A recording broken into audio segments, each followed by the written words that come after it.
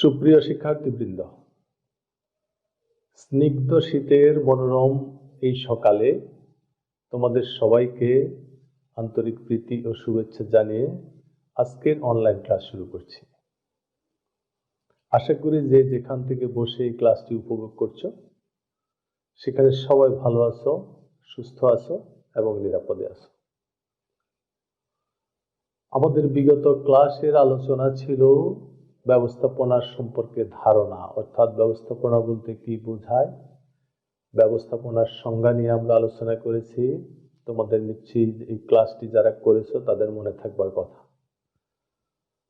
আমরা সেই ক্লাসে ব্যবস্থাপনার 6M সম্পর্কে আলোচনা করেছি, 4P সম্পর্কে আলোচনা করেছি, ব্যবস্থাপনার যে কাজ বা ফাংশনস অফ ম্যানেজমেন্ট নিয়ে আমরা কথা বলেছি, এবং সর্বোপরি আমরা ব্যবস্থাপনার চক্র কাকে বলে বা কিভাবে চক্রাকারে ব্যবস্থাপনার কাজগুলো সংগঠিত হয় সেটা আমরা দেখিয়েছি।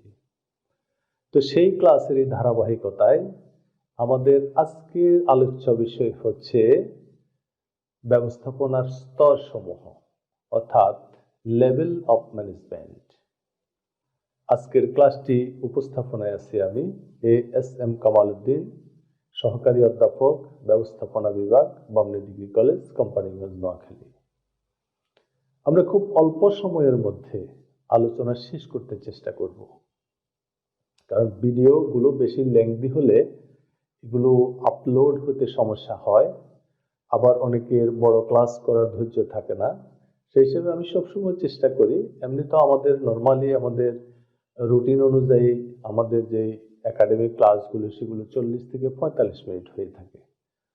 তো আমি এখানে চেষ্টা করি সবসময় ক্লাসগুলো 25 থেকে 30 মিনিটের মধ্যে অথবা আরো কম সময়ের মধ্যে ক্লাসগুলোকে শেষ করার জন্য আমার সবসময় চেষ্টা থাকে। তারপরে টপিকের তোমার উপর নির্ভর করে, কোনো টপিক ছোট, কোনো টপিক একটু বড় হয়ে যায়। টপিকটি শেষ করার জন্য হয়তো আমাদেরকে একটু সময় নিতে হয়। তো আশা করি ধৈর্য সহকারে এই ক্লাসটির যে ভিডিও এটা প্রথম থেকে শেষ পর্যন্ত দেখবে, আর এটি দেখলে আমি আশা করছি তোমাদের ব্যবস্থাপনার লেভেল সম্পর্কে একটা পরিষ্কার ধারণা তোমরা লাভ করতে পারবে, এবং বই পড়া ছাড়াই তোমরা ব্যবস্থাপনার স্তর কি, কোন স্তরে ব্যবস্থাপনার কি ধরনের কাজ হয় এগুলো নিজে থেকে বলতে পারবে, পরীক্ষায় প্রশ্ন আসলে লিখতে পারবে। তো চলো দেরি না করে আমরা আজকের ক্লাস শুরু করি। আমাদের আজকের আলোচ্য বিষয় হচ্ছে ব্যবস্থাপনার স্তর বা লেভেল অফ ম্যানেজমেন্ট। স্তর মানে ধাপ বা সিঁড়ি বলতে পারি আমরা, হ্যাঁ, অথবা পর্যায় বলতে পারি। আমরা যেমন নিচে থেকে যদি আমরা উপরে উঠতে চাই আমাদের কতগুলো ধাপ বা পর্যায় অতিক্রম করে করে উঠতে হয়। হ্যাঁ, যেমন তোমাদের মানে এডুকেশন লাইফেরও কিন্তু বিভিন্ন ধাপ আছে, যেমন প্রাইমারি স্টেজ প্রাথমিক পর্যায়, সেকেন্ডারি স্টেজ মাধ্যমিক পর্যায়, হায়ার সেকেন্ডারি স্টেজ উচ্চ মাধ্যমিক পর্যায়, আবার হায়ার স্টেজ উচ্চ শিক্ষার পর্যায়, এরকমের বিভিন্ন ধাপ আছে। আমরা এই ম্যানেজমেন্টকেও আমরা এরকম বিভিন্ন বড় বড় প্রতিষ্ঠানগুলোতে প্রচুর কর্মকর্তা থাকে, কর্মচারী থাকে, কর্মী থাকে, তারপর তোমার এই ধরনের বড় বড় ব্যবসা প্রতিষ্ঠানগুলোতে যেখানে হাজার হাজার লক্ষ লক্ষ তোমার কর্মী কাজ করে, সেখানে ক্ষুদ্র ম্যানেজমেন্ট দিয়ে কিন্তু হয় না, সেখানে বৃহৎ পরিসরের বৃহৎ পর্যায়ের ম্যানেজমেন্ট থাকতে হয়। তো এই বৃহৎ পর্যায়ের ম্যানেজমেন্টটাকে আরো সুগঠিত, সুশৃঙ্খল, ফ্রুটফুল করার জন্য ব্যবস্থাপনাকে কতগুলো স্তরে ভাগ করে এটা থেকে আউটপুট বা আউটকাম পাওয়ার জন্য এটাকে কতগুলো ধাপ বা পর্যায়ে বিভক্ত করা হয় বা স্তরে বিভক্ত করা হয়। তো আমরা সেই স্তরগুলো নিয়ে আজকে আমরা কথা বলবো। তো ব্যবস্থাপনার সাধারণত স্তর হচ্ছে 3টি।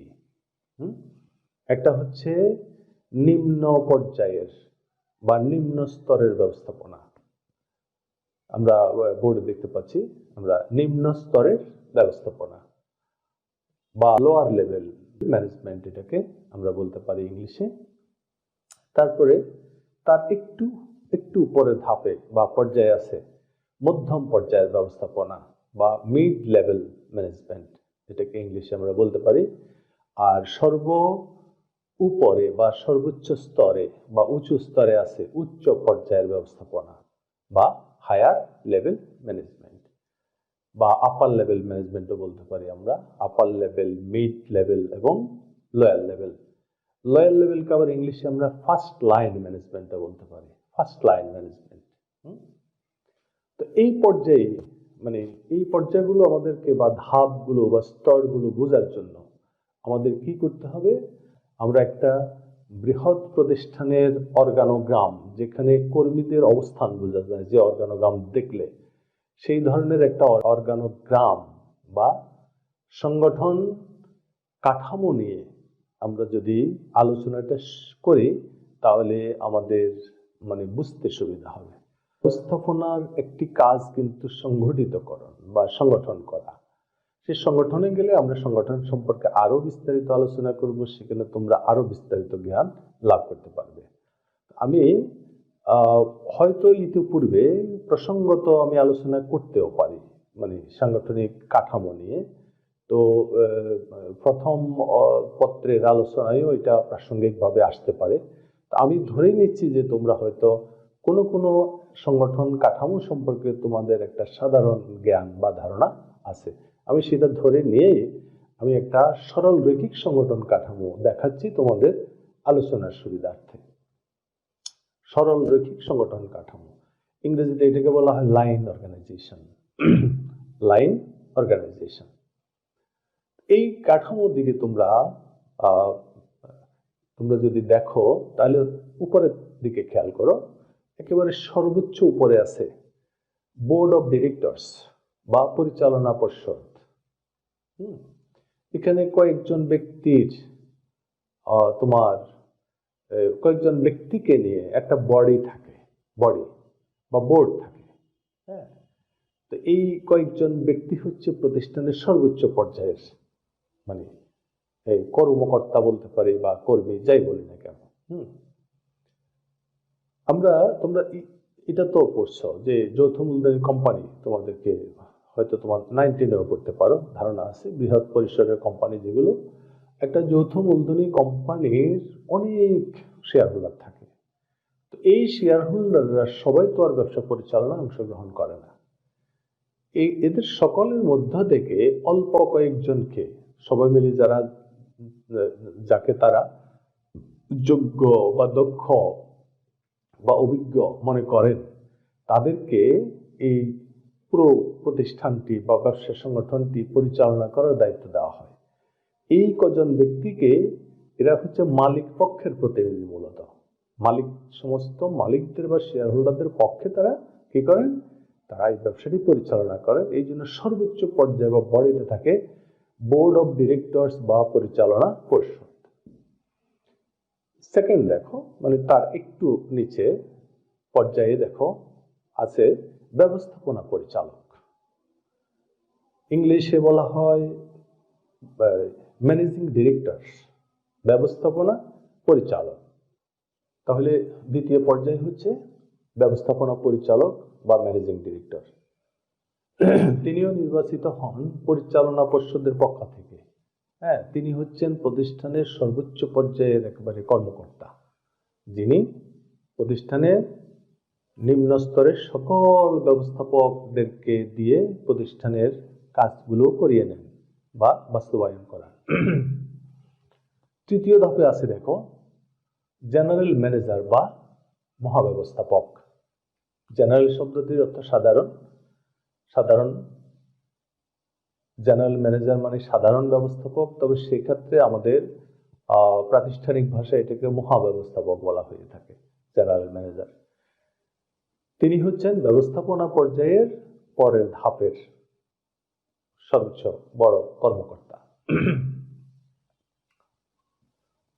তারপরে দেখো এক লাইনে কিন্তু কয়েকজন ব্যবস্থাপক আছেন।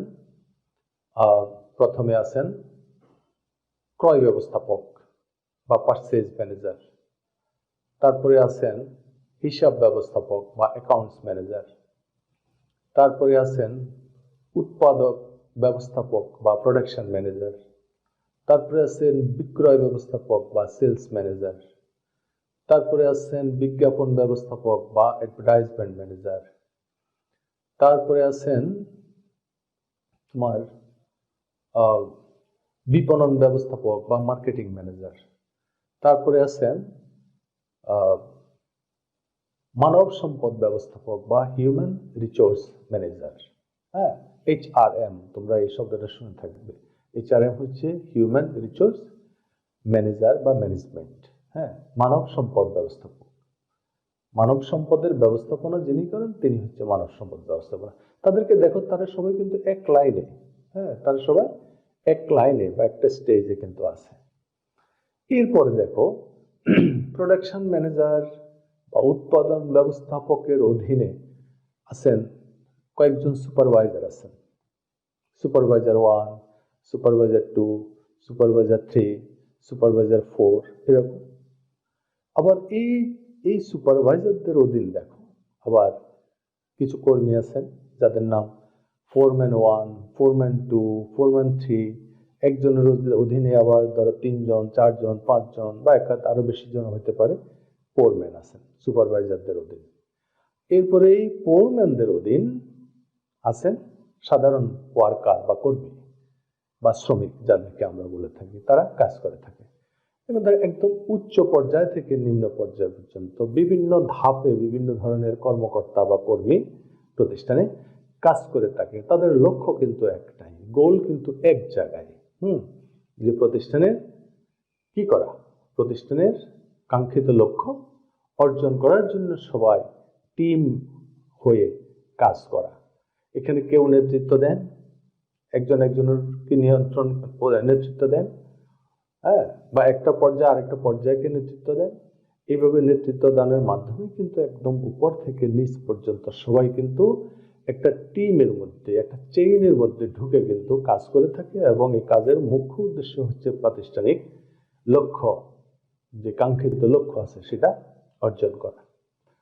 এইবার আমরা দেখি এই আমাদের যে লাইন অর্গানাইজেশন বা আমাদের যে সরল রৈখিক যে সংগঠনটা আমরা দেখালাম, সংগঠন কাঠামোটা দেখালাম, এই সংগঠন কাঠামোর মধ্যে কিন্তু আমাদের 3টা স্তর, ব্যবস্থাপনার 3টা লেভেল কিন্তু আছে। হ্যাঁ, তোমার higher level management, middle level management and lower level management. হ্যাঁ, বা ফার্স্ট লাইন ম্যানেজমেন্টও বলতে পারি, এরপরে মিডল লেভেল, এরপরে আপার লেভেল বা হায়ার লেভেল। এখন দেখো একেবারে উচ্চ পর্যায়ে এখানে দেখা যাচ্ছে বোর্ড অফ ডিরেক্টরস, তারপরে আছে ম্যানেজিং ডিরেক্টর, তারপরে আছে জেনারেল ম্যানেজার। এই পর্যায় পর্যন্ত কিন্তু একটা লেভেল, এটাকে বলা হয় হায়ার লেভেল বা আপার লেভেল ম্যানেজমেন্ট। এই হায়ার লেভেল ম্যানেজমেন্ট বা আপার লেভেল ম্যানেজমেন্ট কি করে, বা এই উচ্চ স্তরের ব্যবস্থাপনার কাজ কি, তারা কি করেন? তারা মূলত প্রতিষ্ঠানের জন্য পরিকল্পনা প্রণয়ন করেন, উদ্দেশ্য নির্ধারণ করেন, নীতিমালা নির্ধারণ করেন বা প্রণয়ন করেন, এবং যেগুলো তারা চিন্তাশীল কাজ তাদের, মানে তারা প্ল্যানিং, পলিসি বা গোল বা টার্গেট নিয়ে যে কাজ করেন, এগুলো কিন্তু সবই হচ্ছে চিন্তাশীল কাজ। এই চিন্তাশীল কাজগুলো তারা করে দেন এবং তাদের এই করা চিন্তাশীল কাজগুলো কারা, এই যে পরিচালনা পর্ষদ, ম্যানেজিং ডিরেক্টর এবং জেনারেল ম্যানেজার, এই পর্যায়ের লোকদের চিন্তাশীল কাজগুলো বা প্ল্যানিংগুলো বা পলিসিগুলো বা গোলগুলো বাস্তবায়ন করার জন্য পরের ধাপের লোকগুলো কাজ করেন। পরের ধাপের বলতে কোনটা? পরের ধাপের বলতে এই যে এক লাইনে যে কতজন ব্যবস্থাপক দেখতে পাচ্ছ তারা এবং তাদের নিচের লেভেলে যারা আছে তারা। তাহলে এই পর্যায়ে যে আমরা 3 কর্মকর্তাকে দেখালাম, এই পর্যায়টাকে বলা হয়, অর্থাৎ পরিচালনা পর্ষদ, ম্যানেজিং ডিরেক্টর বা ব্যবস্থাপনা পরিচালক বা মহাব্যবস্থাপক, এই পর্যায়টা হচ্ছে মূলত আপার লেভেল বা হায়ার লেভেল বা উচ্চ স্তরের ব্যবস্থাপনা। আশা করি উচ্চ স্তরের ব্যবস্থাপনাটা তোমাদের কাছে ক্লিয়ার হয়েছে। অর্থাৎ তারা কি করেন, তারা পলিসি মেক করেন, তারা গোল নির্ধারণ করেন বা উদ্দেশ্য নির্ধারণ করেন এবং প্ল্যানিং করেন বা পরিকল্পনা প্রণয়ন করেন। এবার আসবো আমরা তোমার সেকেন্ড লেভেল বা দ্বিতীয় পর্যায়ে যেটা বা মিডল লেভেল, মধ্যম পর্যায়ের যে ব্যবস্থাপক তারা কারা। এই যে আমরা দেখলাম একদম তোমার ক্রয় ব্যবস্থাপক থেকে শুরু করে একেবারে তোমার মানব সম্পদ ব্যবস্থাপক পর্যন্ত এই এক লাইনে যারা আছে তারা সবাই কিন্তু মিড লেভেল ম্যানেজমেন্ট বা মধ্যম পর্যায়ের ব্যবস্থাপনা। এখন তারা কি করে, তাদের কাজ কি? তাদের কাজ হচ্ছে মূলত উচ্চ পর্যায়ের ব্যবস্থাপনা যেই পরিকল্পনা প্রণয়ন করেন অথবা যে নীতি নির্ধারণ করেন অথবা যে উদ্দেশ্য নির্ধারণ করেন, এইগুলোকে বাস্তবায়ন তারা করান কাদেরকে দিয়ে? তাদের পরের ধাপের বা নিম্ন পর্যায়ের ব্যবস্থাপক এবং কর্মীদেরকে দিয়ে। সেটার জন্য তারাও কিন্তু কিছু পরিকল্পনা প্রণয়ন করেন, তারাও কিন্তু কিছু উদ্দেশ্য নির্ধারণ করেন, তারাও কিন্তু তোমার তাদেরকে কি করেন, তাদেরকে আদেশ দেন, নির্দেশ দেন, হ্যাঁ, ইত্যাদির মাধ্যমে কিন্তু তারা এই কাজটা করিয়ে নেন, দেখাশোনা করেন। মানে তোমার কাজ কি হচ্ছে, কিভাবে হচ্ছে, কতটুকু হচ্ছে, কোথাও কোনো প্রবলেম হচ্ছে কিনা, প্রবলেম হলে সেটার সমাধান কি, এইসব বিষয় নিয়ে কিন্তু এই লেভেলের ম্যানেজমেন্টটা কাজ করে থাকেন। তাহলে এই লেভেলটাকে বলা হয়, অর্থাৎ এই যে একটা লাইনের তোমার পারচেজ ম্যানেজার থেকে হিউম্যান রিসোর্স ম্যানেজার পর্যন্ত, এর মধ্যে যারা আছে sales manager, purchase manager, advertisement manager, accounts manager, তারপর তোমার প্রোডাকশন ম্যানেজার, মার্কেটিং ম্যানেজার, হ্যাঁ, এই সব এই লেভেলের যত জন ব্যবস্থাপক আছেন তারা হচ্ছে মিড লেভেল বা মধ্যম পর্যায়ের ব্যবস্থাপক, বা এদের কাজকে বলা হয় মধ্যম পর্যায়ের ব্যবস্থাপনা। তাহলে তারা আছে কোন লেভেলে? তারা আছে সেকেন্ড লেভেলে। হ্যাঁ, আচ্ছা, এইবার আছে আমরা দেখতে পাচ্ছি প্রোডাকশন ম্যানেজার বা উৎপাদক ব্যবস্থাপকের অধীন কিছু কর্মকর্তা বা কর্মী আছেন। প্রথমে আছেন কয়েকজন সুপারভাইজার, আবার সুপারভাইজারদের অধীনে আছেন কয়েকজন করে ফোরম্যান, ফোরম্যানদের অধীনে আছে সাধারণ কর্মীরা। এখন এই এই সুপারভাইজাররাও কিন্তু কারো দ্বারা নির্দেশিত হয় এবং কাউকে নির্দেশ দেয়, কারো দ্বারা নিয়ন্ত্রিত হয় এবং কাউকে নিয়ন্ত্রণ করে। হ্যাঁ, কারো কাছে জবাবদিহি করেন, আবার কারো কাছ থেকে জবাবদিহিতা আদায় করেন। প্রোডাকশন ম্যানেজার সাহেবের নির্দেশনা তারা পালন করেন সুপারভাইজাররা, আবার তারা ফোরম্যানদেরকে নির্দেশনা দেন। প্রোডাকশন ম্যানেজার কর্তৃক তিনি নিয়ন্ত্রিত হন সুপারভাইজারগণ, আবার সুপারভাইজাররা কিন্তু আবার ফোরম্যানদেরকে নিয়ন্ত্রণ করেন।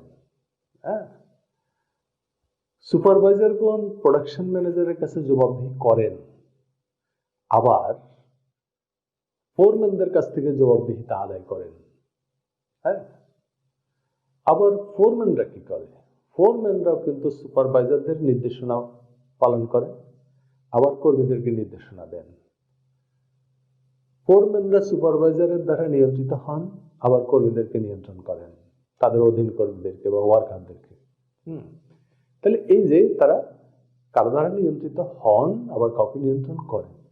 তাহলে এই পর্যায়ে কর্মীরা কিন্তু শুধু নিয়ন্ত্রিত হয়, অর্থাৎ ওয়ার্কাররা, তারা কিন্তু আর কাউকে নিয়ন্ত্রণ করেও না। হ্যাঁ, তারা শুধু জবাবদিহি করেন, জবাবদিহিতা নেন না। তারা শুধু অন্যের অর্ডার পালন করেন, অন্যকে অর্ডার দেন না।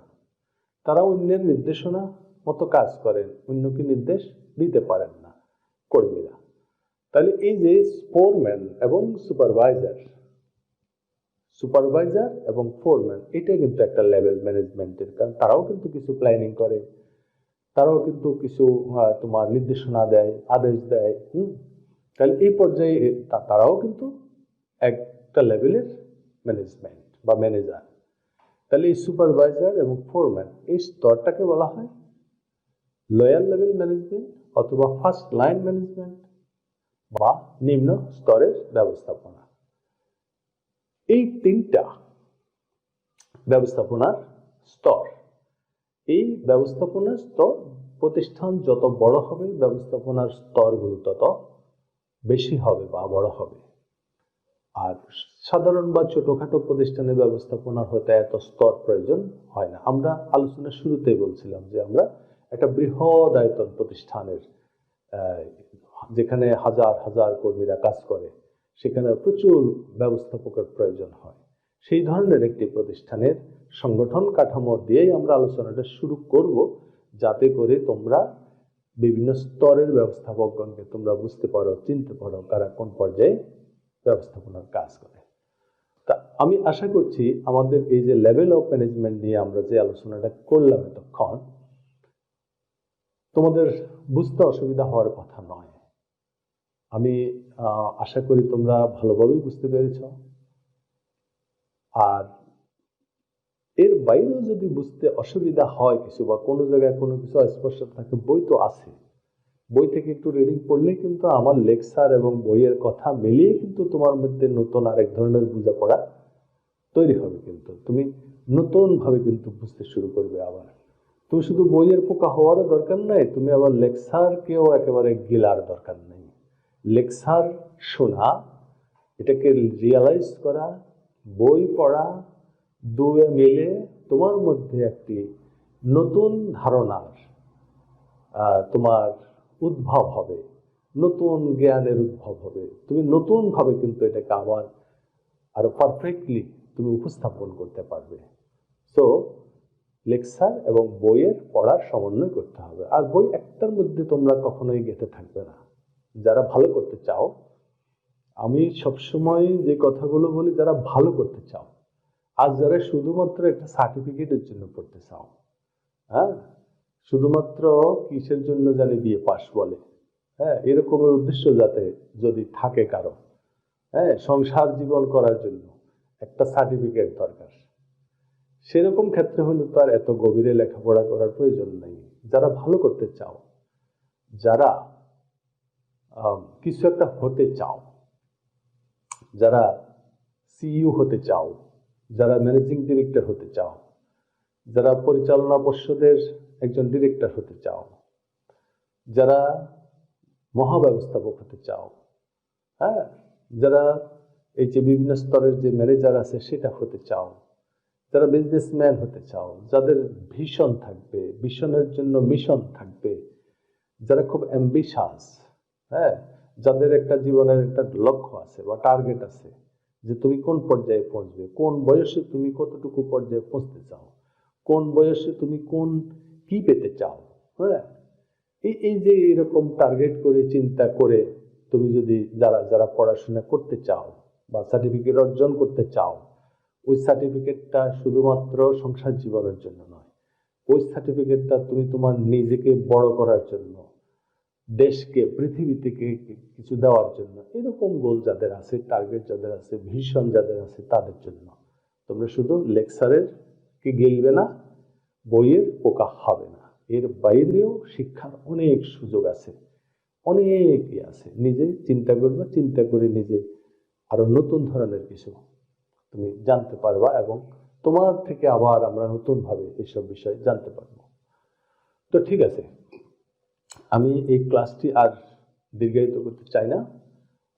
দেখা হবে আমাদের পরবর্তী ক্লাসে, এবং পরবর্তী ক্লাসের টপিক আমি কিন্তু আরেকটি কথা এভাবে বলে রাখি, আমি খুব মেইন টপিকগুলো নিয়ে অনলাইন ক্লাসগুলোতে আলোচনা করছি। একেবারে খুঁটিনাটি বিষয় নিয়ে হয়তো আলোচনা করছি না, কারণ আমাদের সিলেবাসটা শেষ করতে হবে। তো আমরা এরপরে আমরা যখন আমাদের স্বাভাবিক ক্লাসগুলো যখন শুরু হবে, অর্থাৎ এখন তো আমরা ভার্চুয়াল ক্লাস করছি, অ্যাকচুয়াল ক্লাস যখন শুরু হবে তখন আমরা এইসব খুঁটিনাটি বিষয়গুলো আলোচনা করে দিব। তো আমি এখন যা যা ইম্পর্টেন্ট মনে করছি সেগুলো আলোচনা করছি। তাহলে এই প্রথম চ্যাপ্টার থেকে আমরা আলোচনা করলাম ব্যবস্থাপনা কি, ব্যবস্থাপনার সংজ্ঞা শিখলাম, 6M শিখলাম, 4P শিখলাম, ব্যবস্থাপনার চক্র শিখলাম বা ম্যানেজমেন্ট সাইকেল যেটাকে বলা হয়, ব্যবস্থাপনার কাজগুলোকে সেটা গত ক্লাসে জানলাম। আর আজকের ক্লাস থেকে আমরা জানলাম ব্যবস্থাপনার স্তরগুলো কি। আমরা পরবর্তী ক্লাসে আমরা জানবো ব্যবস্থাপনার নীতিসমূহ, অথবা ব্যবস্থাপনার নীতিগুলি কি কি, এই ব্যবস্থাপনার নীতি নিয়ে আমরা পরবর্তী ক্লাসে আলোচনা করব। আশা করি ওই ক্লাসটিতে অংশগ্রহণ করতে ভুলবে না, বা এই ক্লাসটিকে ইগনোর করবে না অথবা অবহেলা করবে না। তো ধন্যবাদ সবাইকে। সবাই ভালো থাকো, সুস্থ থাকো, নিরাপদে থাকো। আল্লাহ হাফেজ।